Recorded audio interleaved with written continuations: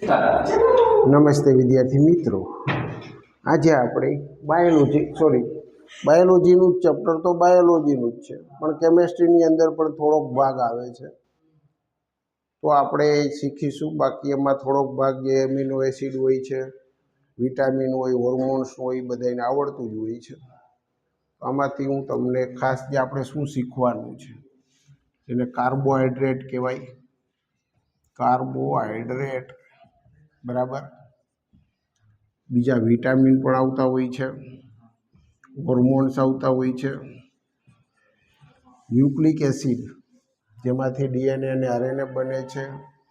DNA RNA શેના બનેલા હોય છે? તો કે ભાઈ ન્યુક્લિક એસિડના બનેલા હોય છે. તો એ અણુઓ કેવા હોય છે વગેરેનો અભ્યાસ કરીએ છીએ. બાયોલોજીની તમને ખબર જ છે. આપણે ખાસ આની અંદર સૌ પ્રથમ કરવાનો છે અભ્યાસ કાર્બોહાઈડ્રેટનો, બરાબર છે. બાકીનું તમે બાયોલોજીમાં ભણતા જ હો છો. તો કાર્બોહાઈડ્રેટ આપણે શરૂ કરીએ. કાર્બનનો હાઇડ્રેટ, કાર્બન એનું હાઇડ્રેટ એટલે પાણી, બધાને ખબર છે. કાર્બનનો હાઇડ્રેટ એનું નામ કાર્બોહાઈડ્રેટ રાખેલું છે. એનું સામાન્ય સૂત્ર આવી રીતે હોય છે, બરાબર ને. કાર્બન જેટલા હોય એ સામાન્ય સૂત્ર, પાણીના અણુઓ પણ હોય છે એની અંદર. તો આપણે જે ઓળખીએ છીએ કે C6H12O6 જનરલી જે આપણે ઓળખતા હોય છે ગ્લુકોઝ તરીકે. તો કાર્બનના જેટલા પરમાણુ છે એટલા જ ઓક્સિજનના છે અને હાઇડ્રોજનના ડબલ છે. તો એને આપણે આ સૂત્રની અંદર મૂકવું હોય તો કેવી રીતે મૂકી શકીએ? તો અહીંયા માનો કે આપણે n મૂકીએ. n કોઈ પણ પૂર્ણાંક સંખ્યા છે તો n બરાબર 6 થઈ જશે. તો અહીંયા ઓક્સિજન પણ 6 જ છે, તો અહીંયા પણ આપણે n મૂકવો પડશે. બે સંખ્યા સમાન જ છે. સામાન્ય સૂત્ર છે, બધે લાગુ પડતું નથી. મોટાભાગના કેસમાં લાગુ પડી જાય છે. બાકી આપણે લઈએ કે જે લાગુ નથી પડતું, દાખલા તરીકે CH3COOH, તો એની અંદર પણ કાર્બન 2 છે, હાઇડ્રોજન 4 છે, ઓક્સિજન 2 છે.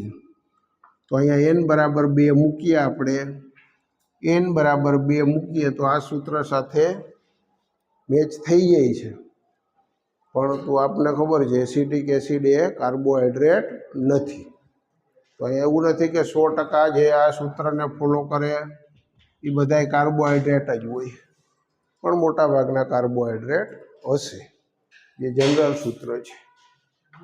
કાર્બોહાઈડ્રેટને આપણે સેકેરાઇડ તરીકે પણ ઓળખીએ છીએ.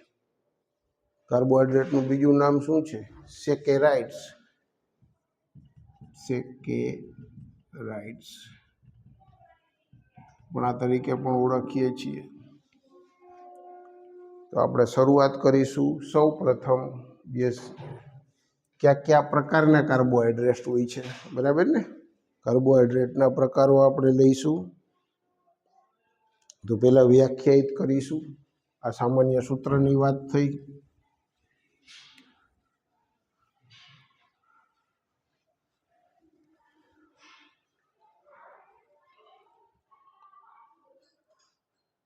ક્લાસિફિકેશન, વર્ગીકરણ. Classification of carbohydrates. ત્રણ પ્રકારના હોય છે મુખ્યત્વે: મોનોસેકેરાઇડ્સ, ઓલિગોસેકેરાઇડ્સ અને પોલિસેકેરાઇડ્સ. બધાને આવડે જ છે. મોનોસેકેરાઇડ્સ, મોનોસેકેરાઇડની અંદર બીજું હોય છે ઓલિગોસેકેરાઇડ્સ.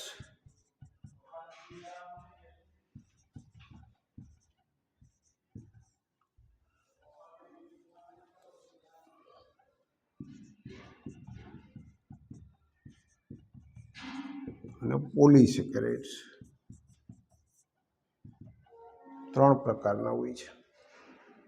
જલ વિભાજન કરીએ એના ઉપરથી વર્ગીકરણ કરવામાં આવ્યું છે. મોનોસેકેરાઇડ્સ એટલે આપણને ખબર એક જ અણુ હોય, નાનામાં નાનો યુનિટ છે કે જેનું જલ વિભાજન થઈ શકતું નથી. જેને આપણે પાણી સાથે પ્રક્રિયા કરાવશું તો નહીં કરે. દાખલા તરીકે ગ્લુકોઝ છે. ગ્લુકોઝ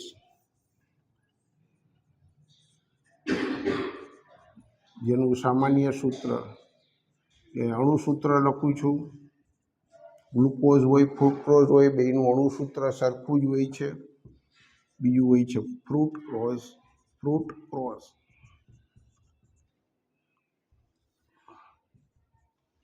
બેનું અણુસૂત્ર સરખું જ છે. જે સૌથી નાના યુનિટ જ છે એનું ફરીથી જલ વિભાજન થઈ શકતું નથી, એટલે એનાથી નાનો હવે બની શકે એમ નથી.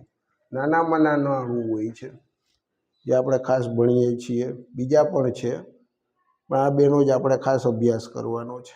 રિબોઝ હોય છે, ડીઓક્સી રિબોઝ હોય છે, આલ્ડોઝ હોય છે, પણ આપણે એ કાંઈ કામના નથી. આપણે જે મેઇન આ કામના છે. ઓલિગોસેકેરાઇડ એટલે એની અંદર કેટલા યુનિટ છે? મોનોસેકેરાઇડ્સના યુનિટ 2 થી માંડીને 10 સુધી હોય. 2 થી માંડીને 10 યુનિટ હોય તો એને કહેવાય ઓલિગોસેકેરાઇડ. એના ઉદાહરણ છે આપણી પાસે સુક્રોઝ. સુક્રોઝનું આપણે જલ વિભાજન કરીએ છીએ તો આપણને ખબર છે એક ગ્લુકોઝ યુનિટ મળે છે, એક ફ્રુક્ટોઝ યુનિટ મળે. તો આને તમે ડાઈસેકેરાઇડ પણ કહી શકો, ઓલિગોસેકેરાઇડ પણ કહી શકો. ઓલિગો એટલે શું? તો કે ભાઈ 2 થી 10 યુનિટ હોવા જોઈએ. 2 હોય તોય ચાલે, 3 હોય તોય ચાલે, 5 હોય તોય ચાલે, 10 હોય તોય ચાલે. 10 થી વધારે યુનિટ મળશે તો પછી કહી દેશું પોલિસેકેરાઇડ. તો સુક્રોઝ કેવો છે? ડાઈસેકેરાઇડ છે, જેનો આપણે અભ્યાસ કરીશું. માલ્ટોઝ હોય છે, જેનો પણ આપણે અભ્યાસ કરીશું. એ પણ ડાઈસેકેરાઇડ જ છે. અને ત્રીજાનો એકનો આપણે અભ્યાસ કરવાનો છે ગેલેક્ટોઝ. બરાબર ને? ગેલેક્ટોઝનો પણ અભ્યાસ કરવાનો છે. આ 3 પ્રકારના જે યુનિટ છે ત્રણેયનો આપણે અભ્યાસ કરીશું. ત્રણેયનું જલ વિભાજન કરીશું. ત્યારે ખબર પડી જશે કે એનું જલ વિભાજન કરીએ તો ક્યાં ક્યાં યુનિટ મળે છે આપણને, જે આપણો અભ્યાસમાં આવે જ છે. પોલિસેકેરાઇડ 10 થી વધુ યુનિટ હોય. મોનોમરના એટલે કે મોનોસેકેરાઇડના 10 થી વધુ યુનિટ જેના જલ વિભાજનથી આપણને મળે એને કહેવાય પોલિસેકેરાઇડ્સ. એનો પણ આપણે અભ્યાસ કરવાનો જ છે. સ્ટાર્ચ, જે બટેટાની અંદર વધારેમાં વધારે હોય છે આપણને ખબર છે. સ્ટાર્ચ મકાઈની અંદર હોય છે બહુ જ વિપુલ જથ્થામાં. ગ્લુકોઝને આપણે પેકેટ ખાતા હોય છે બીમાર પડીએ ત્યારે. ઇન્ડસ્ટ્રીમાં ગ્લુકોઝ શેમાંથી બનાવવામાં આવે છે? સ્ટાર્ચમાંથી બનાવવામાં આવે છે. એટલે ઇન્ડસ્ટ્રીયલ હાઇડ્રેશન કહેવામાં આવે છે. સ્ટાર્ચનું જલ વિભાજન કરી ગ્લુકોઝ બનાવવામાં આવે છે. સ્ટાર્ચનો આપણે અભ્યાસ કરવાનો છે. સેલ્યુલોઝનો પણ અભ્યાસ કરીશું. સેલ્યુલોઝ બરાબર છે.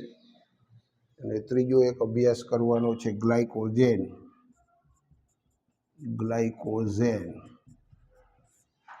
એનો પણ અભ્યાસ કરીશું. આ બધાય પોલિસેકેરાઇડ છે, જેમાં ઘણા બધા મોનોમરના યુનિટ એક સાથે જોડાઈ જશે, ખૂબ જ લાંબી ચેન બનાવશે. એના અણુભાર ખૂબ જ મોટા હોય છે. આટલો અભ્યાસ આપણે કરવાનો છે. તો આપણે પહેલાથી જ શરૂ કરીએ. પછી એની અંદર કાર્બન સંખ્યા, એને આધારે પણ વર્ગીકરણ ઘણીવાર કરેલું હોય છે. કાર્બન સંખ્યા બરાબર ને? ગ્લુકોઝની અંદર કાર્બનની સંખ્યા 6 છે. બરાબર છે ને? તો એને હેક્ઝોઝ કહેવાય. અને જો એની અંદર આલ્ડિહાઇડ ગ્રુપ હોય તો આલ્ડો હેક્ઝોઝ કહેવાય. કીટોન ગ્રુપ હોય તો કીટો હેક્ઝોઝ કહેવાય. એ કાંઈ ખાસ એટલું અગત્યનું નથી, એ બધાને ખબર પડી જ જાય. કાર્બન સંખ્યા એટલે હેક્ઝોઝ. 6 હોય તો હેક્ઝોઝ કહેવાનું છે, 3 હોય તો ટ્રાયોઝ કહેવાનું છે, 4 હોય તો ટેટ્રાનોઝ કહેવાનું છે, 5 હોય તો પેન્ટોઝ કહેવાનું. બરાબર? બાકી આલ્ડિહાઇડ સમૂહ હોય તો આપણે આલ્ડો હેક્ઝોઝ, આલ્ડો આગળ લગાડી દેવાનું છે. કીટો હોય તો કીટો આગળ લગાડી દેવાનું છે. એ એકદમ સાદી વાત છે, એમાંથી કોઈ પ્રશ્ન પૂછાતો નથી. તમે એમાં આવતું હતું એટલે કીધું. બરાબર ને? બાકી આપણે ઇન્ડસ્ટ્રીયલી કેવી રીતે બનાવી શકીએ પ્રિપેરેશન ઓફ ગ્લુકોઝ એ ચાલુ કરીએ. Preparation of glucose.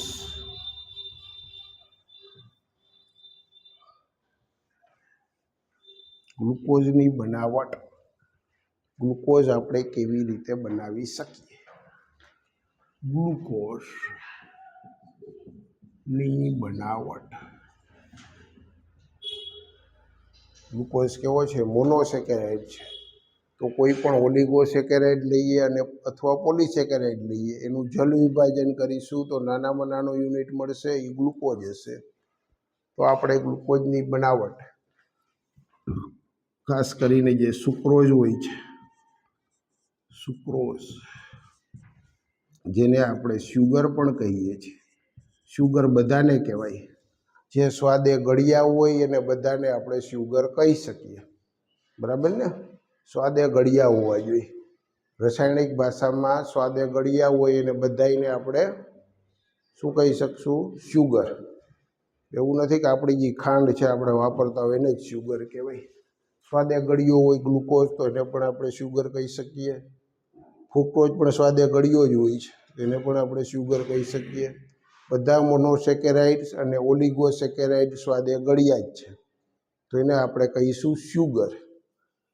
જે પોલીસેકેરાઇડ નીચે લખેલા હતા હમણાં આપણે, પોલીસેકેરાઇડમાં કોણ? સ્ટાર્ચ. તો આપણે બટેટું ખાઈ છીએ તો ગળ્યું નથી લાગતું આપણને, તો એને આપણે નોન શુગર કહેશું. બધા પોલીસેકેરાઇડ કેવા હોય છે? નોન શુગર, એટલે ગળ્યા નથી હોતા. બાકી સામાન્ય આપણે શુગરની વાત કરીએ તો આપણે નોર્મલ શુગર, કોમન શુગર તરીકે સુક્રોઝ જે આપણે ચા બનાવવામાં વાપરીએ છીએ, અને બધી મીઠાઈઓ પણ શુગરથી જ બનાવીએ છીએ. સુક્રોઝ જે હોય છે, તો સુક્રોઝનું બંધારણ શું છે? તો કે એમાં 2 યુનિટ હોય છે,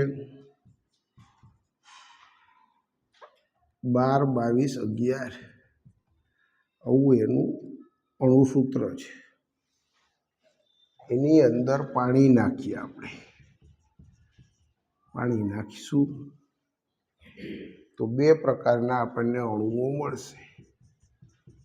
6 બાર 6 છે, આ પણ 6 બાર 6 જ છે.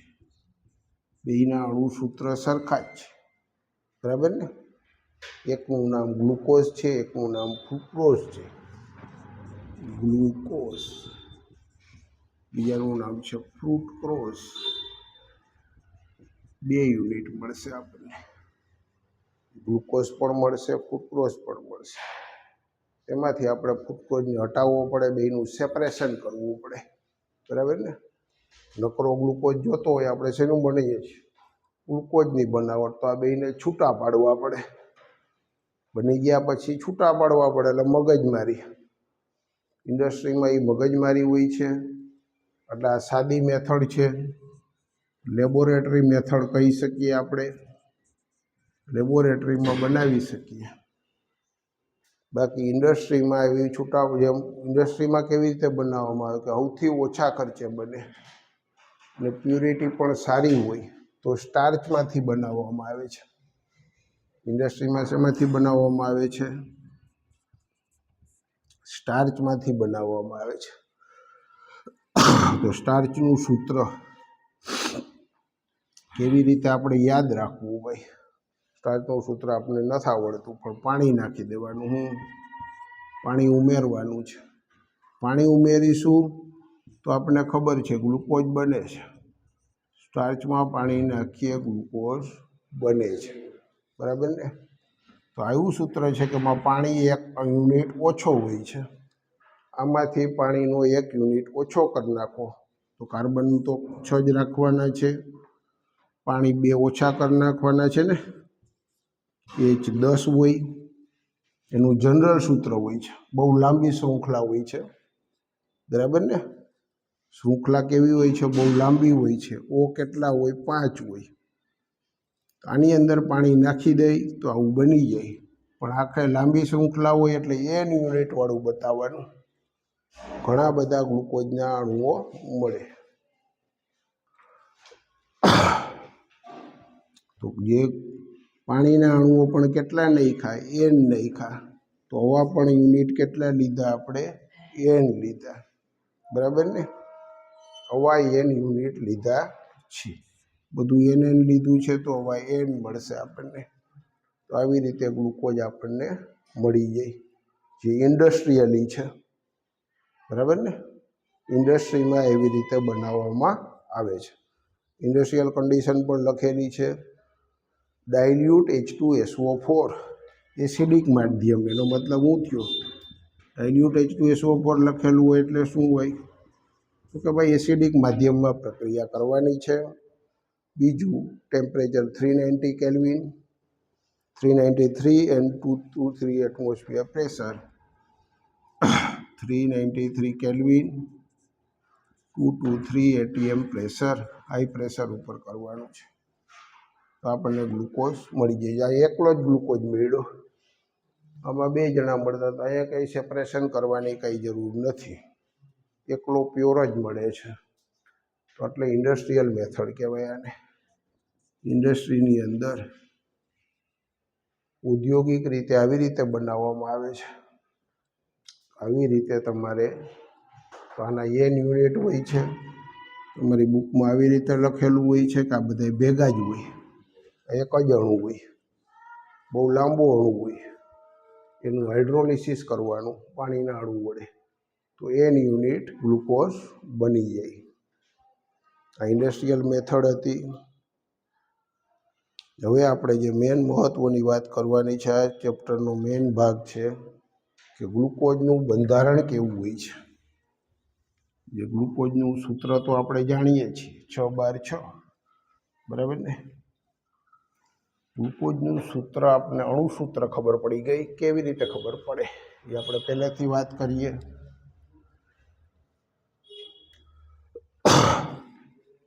કોઈ પણ નવો પદાર્થ મળે, તમને ખબર છે, કોઈ પણ નવો પદાર્થ મળે એટલે તમે ભણી ગયા છો.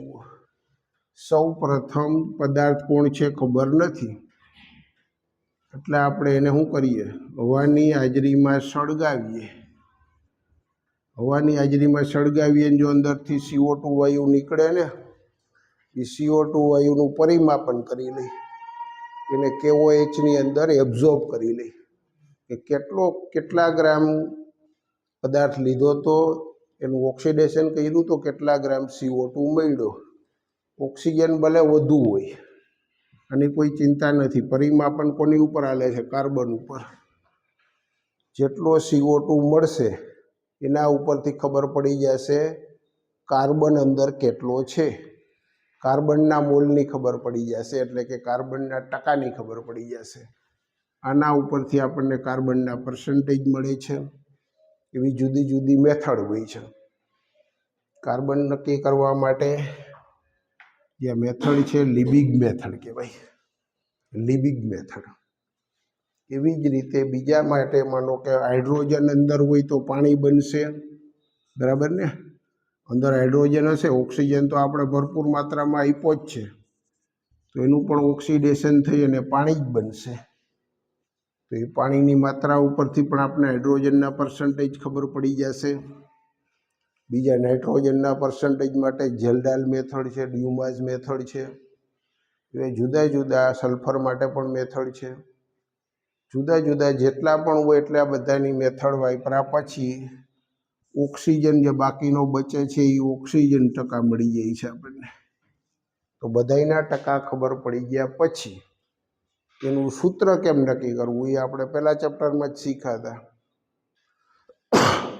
પહેલાં શું કરવાનું હોય? પ્રમાણસૂચક સૂત્ર નક્કી કરવાનું હોય. ટકા મળી જાય એટલે પ્રમાણસૂચક સૂત્ર આપણને મળી જશે. પ્રમાણસૂચક સૂત્ર મળી જાય પછી ગમે એમ કરીને આપણે અણુભાર ગોતી આવીએ. પ્રમાણસૂચક સૂત્ર તો મળી જશે, ટકા આપને આપ્યા હશે ને, એટલે ટકા એકવાર ગોતી લીધા, પ્રમાણસૂચક સૂત્ર નક્કી થઈ ગયું. હવે ગમે એમ કરીને જે અજ્ઞાત પદાર્થ છે એનો અણુભાર આપણે ગોતવો પડે. સૂત્ર તો ખબર નથી, તો અણુભાર શોધવા માટેની ઘણી પદ્ધતિઓ છે. સૂત્ર ખબર ન હોય તો પણ, બરાબર છે ને? કઈ કઈ પદ્ધતિઓ છે? તો વેપર ડેન્સિટીવાળી છે, બાષ્પ ઘનતાવાળી. બાષ્પ ઘનતા આપણને જો ખબર હોય તો એને ગુણ્યા 2 કરીએ એટલે અણુભાર મળી જાય, બરાબર ને? બાષ્પ ઘનતાવાળી મેથડ છે. બાકી બીજી મેથડ પણ છે, જ્યાં ગ્લુકોઝ કેવો હતો? ઘન પદાર્થ હતો અને પાણીમાં ઓગળી જાય છે. પાણીમાં ઓગળ્યા પછી આપણી પાસે ઘણી મેથડો છે. દ્રાવણ બની જાય, ઘન પદાર્થ પાણીમાં ઓગળી ગયો તો ઘન પદાર્થ એકવાર પાણીમાં ઓગળી ગયા પછી આપણે થોડોક નાખ્યો અને મંદ દ્રાવણ બનાવવાનું છે. 1 ગ્રામ ગ્લુકોઝ નાખ્યો ભાઈ, 1 ગ્રામ ગ્લુકોઝ, અને દ્રાવણ કેટલું બનાવ્યું? 1 લીટર. એકદમ મંદ દ્રાવણ બન્યું. પછી આપણે મેથડ બધી જાણીએ છીએ, જે આપણે કેમાં ભણશું? દ્રાવણ ચેપ્ટરમાં, કે ભાઈ આપણને ખબર હતી શુદ્ધ જે પાણી હતું તો એનું ઉત્કલન બિંદુ 100°C છે. શુદ્ધ પાણીનું ઉત્કલન બિંદુ કેટલું હોય છે? 100. હવે એમાં નાખી દીધો ગ્લુકોઝ, એ ઓગળી પણ ગયો એટલે દ્રાવણ બની ગયું. હવે શુદ્ધ દ્રાવક કરતાં દ્રાવણનું ઉત્કલન બિંદુ હંમેશા વધારે હશે, તો એના માટે આપણે સૂત્ર વાપરી ડેલ્ટા ટી, જે મેઝર કરી લેશું પ્રેક્ટિકલી કે કેટલો ડેલ્ટા ટી તફાવત આવ્યો. તફાવત કેટલો આવ્યો પછી આપણને ખબર છે સૂત્ર, આઈ મોલાલિટી ઇન્ટુ કેબી આવશે ને. બોઇલિંગ કર્યું છે, પાણીનો કેબી હોય છે. કેબી કોનો હોય? હંમેશા દ્રાવકનો હોય. તો આપણે આ મોલાલિટીની અંદર જે ગ્લુકોઝનું દળ ખબર છે પણ અણુભાર ખબર નથી. ડેલ્ટા ટી આપણે પ્રેક્ટિકલ કરીને માપી લીધો છે. આ પ્રાયોગિક રીતે મળી જાય આપણને, પ્રાયોગિક રીતે મળી ગયો છે. હવે ખબર નથી આઈ વિશે, પણ આઈના કટકા થયા કે નહીં, બરાબર છે? એ આયોનિક પદાર્થ છે કે નહીં એના ઉપરથી ખબર પડે. આયોનિક પદાર્થની પાછી એની અંદર અત્યારે તમને એ ન ખબર હોય તો આઈમાં કાંઈ કટકા થતા નથી, એટલે આઈ બરાબર 1 છે. જેના કાંઈ કટકા ન થતા હોય, સુયોજન કે વિયોજન ન થતું હોય તો એના માટે આઈ કેટલો લઈએ? આપણે 1 લઈએ. અહીંયા એવું માની લઈએ છીએ કે સુયોજન કે વિયોજન થતું નથી. બાકી મોલાલિટીની અંદર આપણને ખબર છે દળ છે, અણુભાર છે, દ્રાવ્યનું દળ ખબર છે 1 ગ્રામ, દ્રાવ્યનો અણુભાર નથી ખબર, શોધવાનો છે. કદ આપણને ખબર છે, દ્રાવણનું કદ આપણે 1 લીટર જ લીધું હતું. દ્રાવણનું કદ કેટલું? 1 લીટર જ લીધું હતું. પાણીનો કેબી આપણને ખબર હોય છે, પાણીનો કેબી ડેટા ખબર છે. બધાયમાંથી દળ 1 ગ્રામ હતું. ઓકે, મારે 2 ગ્રામ ઉગાડવો છે તો પણ ઉગાડી શકશે, તો અહીંયા ડેલ્ટા ટી જુદો આવશે એનો. પણ દ્રાવણ કેવું બનાવવાનું છે? મંદ. આ મંદ દ્રાવણ માટે જ સૂત્રો લાગવું પડે, બહુ સાંદ્રમાં આ સૂત્ર લાગુ પડે નહીં. તો આપણે અણુભાર ગોતી લઈ. આવી 4 મેથડ આપણે દ્રાવણ ચેપ્ટરમાં શીખવાના જ છીએ. ઉત્કલન બિંદુવાળું પ્રયોગ કરીને પણ કરી શકો, ઠાર બિંદુમાં ઘટાડો થાય તો પણ કરી શકો, અભિસરણ દબાણવાળું પણ કરી શકો, અને બાષ્પ દબાણમાં ફેરફાર થાય. 4 મેથડ છે. 4માંથી કોઈ પણ મેથડ વાપરી અણુભાર ગોતી લ્યો તો પ્રમાણસૂચક સૂત્ર ઉપરથી અણુસૂત્ર મળી જાય આપણને. તો સૌ પ્રથમ અણુસૂત્ર મેળવવામાં આવે છે. તો આપણે મહેનત કરી અને ગ્લુકોઝનું અણુસૂત્ર એવી રીતે મેળવવું. C6H12O6 એટલે સુધી મેળવ્યું આપણને. નવો પદાર્થ મળે એટલે એટલી મગજમારી હોય છે, સીધો કાંઈ એનું બધી ખબર ન પડી જાય. અણુસૂત્ર ખબર પડી છે હજી. અણુની અંદર 6 કાર્બન છે, 12 હાઇડ્રોજન છે, ઓક્સિજન પણ 6 છે. ઓક્સિજન કેટલા છે? 6 છે, જે ખબર પડી આપણને. હવે આ 6 કાર્બન કેવી રીતે જોડાયેલા છે? બંધારણીય સૂત્રની ખબર નથી. તો બંધારણીય સૂત્ર આપણે મેળવવા માટે જુદી જુદી એની પ્રક્રિયાઓ કરાવવી પડે, રાસાયણિક પ્રક્રિયાઓ, તો આપણને ખબર પડે કે આ 6 કાર્બન એક જ રેખામાં જોડાયેલા છે કે ચક્રીય રીતે જોડાયેલા છે, બેન્ઝીનની જેમ, એરોમેટિક છે, નોન એરોમેટિક છે, એ બધી આપણને ખબર પડશે. તો પહેલાં જ આપણે પ્રક્રિયા કરીશું, ગ્લુકોઝની રાસાયણિક પ્રક્રિયાઓ એટલે કે બંધારણ નક્કી કરીશું. બંધારણ રિડક્શન કરશું. સૌ પ્રથમ શું કરીશું? રિડક્શન HI વડે. પહેલાં આપણે કર્યું રિડક્શન 6 12 6 હતું. HI વડે રિડક્શન કર્યું છે, ઊંચા તાપમાને ગરમ કર્યું, બરાબર છે. તો આપણને જે જવાબ મળ્યો એ નોર્મલ હેક્ઝેન મળ્યો. કેવો મળ્યો? 3 4 5 આવું મળ્યું, જેને કહેવાય નોર્મલ હેક્ઝેન.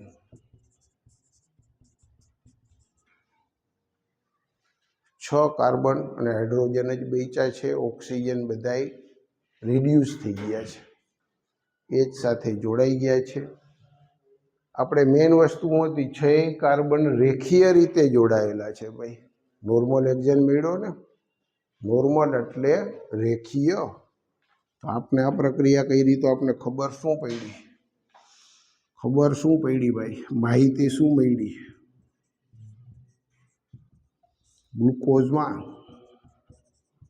ગ્લુકોઝમાં રહેલા 6 કાર્બન રેખીય રીતે જોડાયેલા છે. રેખીય રીતે જોડાયેલા છે, જે આપણને માહિતી મળી. અહીંયા આપણને ચક્રીય સંયોજન મળત, કે કાર્બન કાર્બન બંધ ક્યાંય તૂટતો હોતો નથી. રિડક્શન કરીએ ને એમાં CC બોન્ડ ક્યાંય નહીં તૂટે, ખાલી જે કાંઈ ક્રિયાશીલ સમૂહ હશે એનું રિડક્શન થઈ જશે. આપણને નથી ખબર ક્રિયાશીલ સમૂહ ક્યાં છે અંદર, હજી આપણને કાંઈ ખબર નથી. તો રિડક્શનથી આપણને આ માહિતી મળે છે કે રેખીય રીતે જોડાયેલા છે. જે આપણે કઈ પ્રક્રિયા કરીએ તો એમાંથી શું આપણને ઇન્ફોર્મેશન મળે એ ખાસ યાદ રાખવાનું છે. પ્રક્રિયા કદાચ તમને ન પૂછે, પણ એ પ્રક્રિયા કરવાથી માહિતી શું મળી, બરાબર ને? તો આપણને ખબર પડી 6 કાર્બન રેખીય રીતે જોડાયેલા છે. તો અહીંયા આપણે સાઈડમાં બંધારણ પણ બનાવતા જશું. 3 4 5 6 કાર્બન આપણે રેખીય રીતે જોડી દીધા, એટલી આપણને ખબર પડી. હવે બીજી પ્રક્રિયા કરાવશું ગ્લુકોઝની, બરાબર છે. ગ્લુકોઝની બીજી પ્રક્રિયા પણ કરાવશું.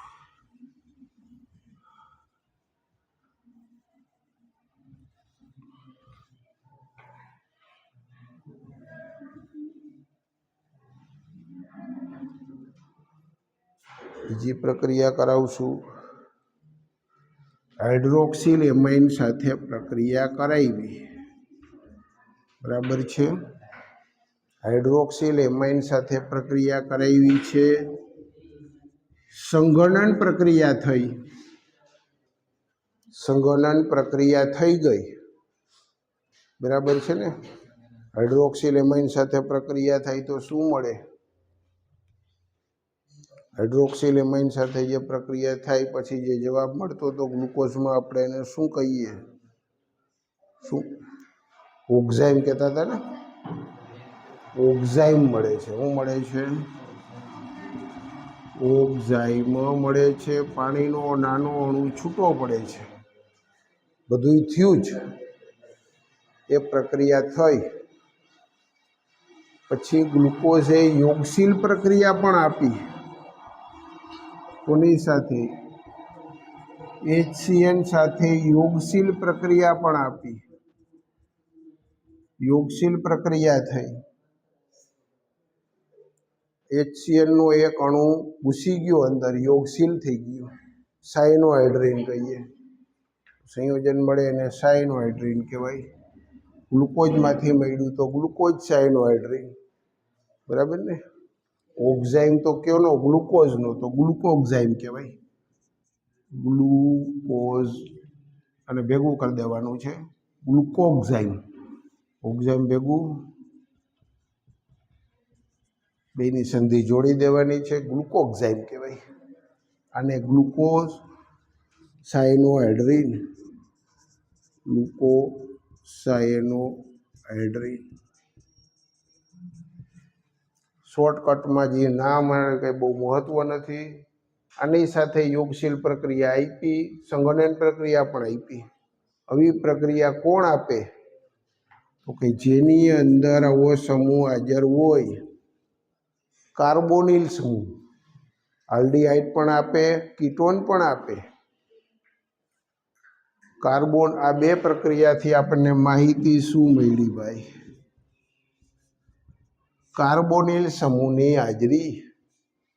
અને કયો સમૂહ કહેવાય? એનું નામ છે કાર્બોનિલ. કાર્બોનિલ એટલે કે C+O, કાર્બોનિલ સમૂહની હાજરી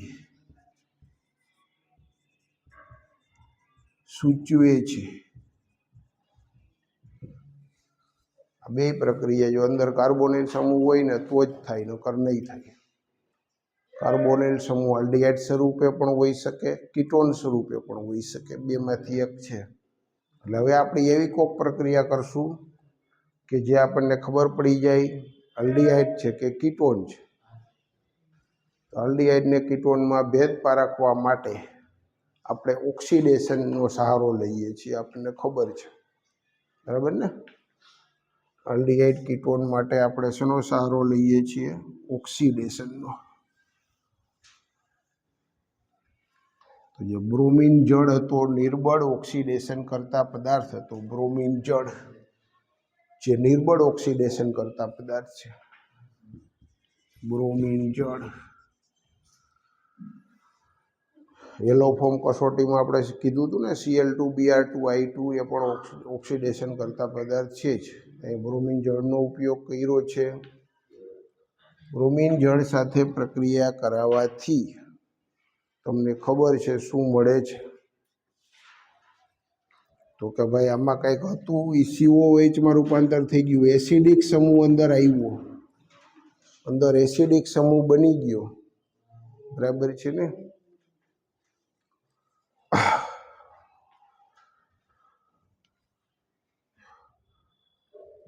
બીજી રીતે પણ પ્રક્રિયા કરીશું. ગ્લુકેરિક એસિડ મળશે, અને જે પ્રબળ ઓક્સિડેશન કરતા પદાર્થ વડે પણ કરીશું. HNO3 જે પ્રબળ ઓક્સિડેશન કરતા હોય છે, આ કહેવાય નિર્બળ ઓક્સિડેશન કરતા. થોડું થોડું કરી શકે. આ છે પ્રબળ ઓક્સિડેશન કરતા. ગ્લુકેરિક એસિડ અને સેકેરિક એસિડ આપણે ગ્લુકોઝમાંથી બને છે નિર્બળ વડે ગ્લુકેરિક એસિડ, સેકેરિક એસિડ, સેકેરિક એસિડ એવું મળ્યું. તો એસિડ તો મળ્યા જ બેમાં. એનો મતલબ નિર્બળ ઓક્સિડેશન કરતા પદાર્થ વડે પણ એનું ઓક્સિડેશન થયું. પેલી પ્રક્રિયા નિર્બળ ઓક્સિડેશન કરતા વડે પણ એનું થયું, એટલે આલ્ડીહાઇડ સમૂહની હાજરી સૂચવે છે. આ પહેલી જ પ્રક્રિયાથી આપણને ખબર પડી એમાં ભાઈ જે કાર્બોનિલ સમૂહ હતો એ કયા સમૂહ તરીકે છે? આલ્ડીહાઇડ છે. બીજાની અંદર બીજી પ્રક્રિયા કરી જે સેકેરિક એસિડ, ડાયપ્રોટિક એસિડ મળ્યો આપણને. એની પ્રોટિક કેવો હતો? એમાં 2 COH હતા. તો આની અંદર સેકેરિક એસિડમાં 2 COOH હોય છે, ડાયસેકેરિક એસિડ છે, સોરી ડાઈ બેઝિક એસિડ, 2માં COH છે, 2H+ આપે. તો આમાં પણ 2 એસિડ સમૂહ છે, આની અંદર પણ એક એસિડ સમૂહ છે. એક એસિડ સમૂહ કેમાંથી બન્યો? CHO આની અંદર હતો, CHO. જો કીટોન હોત તો અણિબળ ઓક્સિડેશન કરતા કીટોનનું ન કરી શકે, તો આલ્ડીહાઇડ સમૂહની હાજરી સાબિત થઈ. તો આલ્ડીહાઇડ સમૂહ હંમેશા છેડે જ હોય.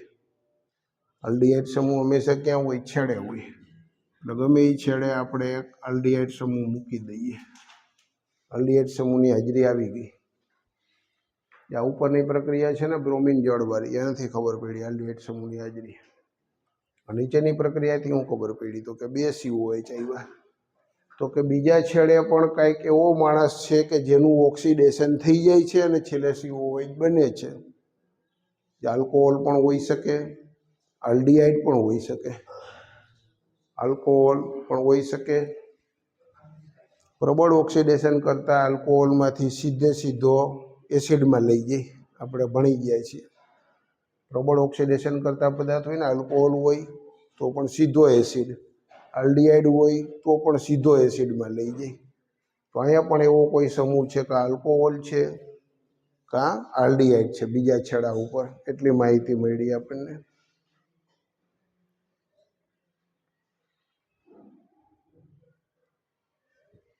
હવે એસ્ટરીફિકેશન પ્રક્રિયા કરશું. એસ્ટરીફિકેશન,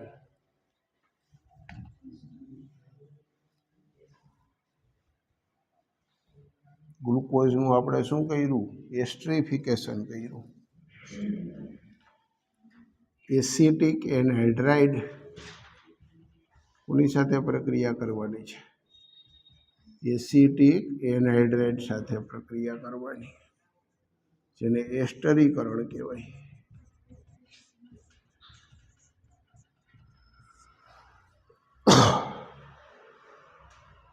એસ્ટર બને છે, પેન્ટા એસિટેટ વ્યુત્પન્ન મળશે. અવળું મોટું લાંબુ ન લખવું હોય તો આને એસી કહેવાય શોર્ટકટમાં. બરોબર છે ને? જો આવું હોય ને એસિટિક એસિડ, ખબર છે CH3COOH, તો આને હું લખી શકીએ આપણે? ACOH. કારણ કે એટલું બધું લાંબુ ઘડીએ એસિટાઇલ સમૂહ માટે એસી, ACOH એવું લખી શકીએ. આમ ન લખવું હોય તો આપણે બીજી રીતે પણ લખી શકીએ છીએ. તમારી ચોપડીમાં આખી પ્રક્રિયા આપી છે. ACOH, આનું પણ નામ એસી જ છે. એવી રીતે પણ લખી શકીએ છીએ. ગ્લુકોઝે આની સાથે પ્રક્રિયા કરી, એસિટિક એનહાઇડ્રાઇડ સાથે, પેન્ટા એસિટેટ વ્યુત્પન્ન મળ્યો. 5 જગ્યાએ વિસ્થાપન થયું. 5 જગ્યાએ CO સમૂહ, એસ્ટર સમૂહ જે અંદર છે ને, અંદર એસિટેટ એટલે 5 જગ્યાએ આવા સમૂહ મળ્યા. તો 5 આની અંદર OH હોવા જોઈએ, આપણને ખબર પડી. 5 OH હશે તો 5 જગ્યાએ આવા 5 મળશે, એને પેન્ટા એસિટેટ કહેવાય. ખ્યાલ આવે છે? 5 જગ્યાએ જે OH હતા એમાંથી OHમાંથી શું બની જાય? એસ્ટર બની જશે. 5 સમૂહ મળ્યા ને તો 5 જગ્યાએ OH હતા એમાં ખબર પડી. 5 જગ્યાએ OH છે અને જે આ સમૂહ છે એ ખૂબ જ મોટા છે. એક જ કાર્બન ઉપર મોટા 2 સમૂહ લાગી નહીં શકે, સ્ટેરિક હિન્ડ્રેન્સ. એટલે 5 OH સમૂહ જુદા જુદા કાર્બન ઉપર આવેલા છે, એ પણ સાબિત થયું. આ માહિતી, આનાથી હું માહિતી મળી? માહિતી ગ્લુકોઝમાં 5 OH સમૂહની હાજરી, 5 OH સમૂહની હાજરી એ ખબર પડી. 5 જગ્યાએ પ્રક્રિયા થઈ, બરાબર ને, કે OH 5 જગ્યાએ છે તો એકને એક કાર્બન ઉપર પણ 2 જગ્યાએ હોઈ શકે. આપણે એવું વિચારીએ 5 OH ગમે ત્યાં મૂકી દઈએ, પણ ના પાડે છે COOH પાછું અહીંયા આવશે, જે બહુ મોટો સમૂહ હોય છે. બહુ મોટા સમૂહ એક જ કાર્બન ઉપર 2 જણા ન લાગી શકે, એટલે આપણે એમ કહેશું કે જે 5 OH છે એ બધાય 5 OH અલગ અલગ કાર્બન ઉપર છે ભાઈ. પાંચેય સમૂહ 5 OH સમૂહની હાજરી સૂચવે છે. 5 OH તો ખબર પડી ગઈ. એસિટેટ સમૂહ ખૂબ જ મોટા હોય છે, એટલે એક જ કાર્બન ઉપર એકથી વધુ શક્ય નથી, સ્ટીયરિક હિન્ડ્રેન્સ.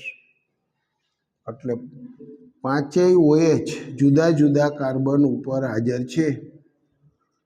પાંચેય OH સમૂહ જુદા જુદા કાર્બન ઉપર હાજર છે, એ પણ ખબર પડી ગઈ. પાંચેય કાર્બન સમૂહ ક્યાં હાજર છે? જુદા જુદા કાર્બન ઉપર છે.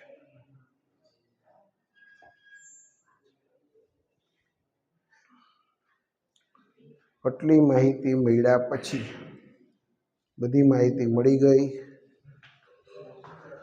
ટોટલ સૂત્ર C6H12O6 હતું. આવી રીતે હતું. 6 ઓક્સિજન પણ આવી ગયા છે, બરાબર છે. 6 કાર્બન પણ આવી ગયા છે. બાકીના ઘટે એટલે આપણે હાઇડ્રોજન મૂકી દઈશું. તો આટલી આપણને ખબર પડી. બાકીની વેલેન્સી, બાકીની સંયોજકતા શેના વડે પૂરી કરી નાખી? હાઇડ્રોજન વડે. તો ઓટોમેટિક આપણને સૂત્ર મળ્યું. કેવું સૂત્ર? ગ્લુકોઝનું બંધારણીય સૂત્ર હોવું જોઈએ, બરાબર ને. હજી આમાં ફેરફાર આવશે કે OH ક્યાંય બધા એક જ બાજુ છે કે શું છે, એના ઉપરથી જુદી જુદી વેરાયટી બનશે, બરાબર ને. OH સમૂહનું સ્થાન અલગ અલગ હશે તો એના ઉપરથી જુદી જુદી વેરાયટી બનશે. પણ આ સામાન્ય બંધારણ આવી ગયું કે 5 કાર્બન ઉપર OH અને એક છેડા ઉપર CHO. એટલું સામાન્ય બંધારણ આપણને ખબર પડી ગઈ. હવે આપણે ફિશર પ્રોજેક્શન સૂત્રો એને કેવી રીતે દર્શાવીએ તો થોડોક બ્રેક લઈશું, પછી આપણે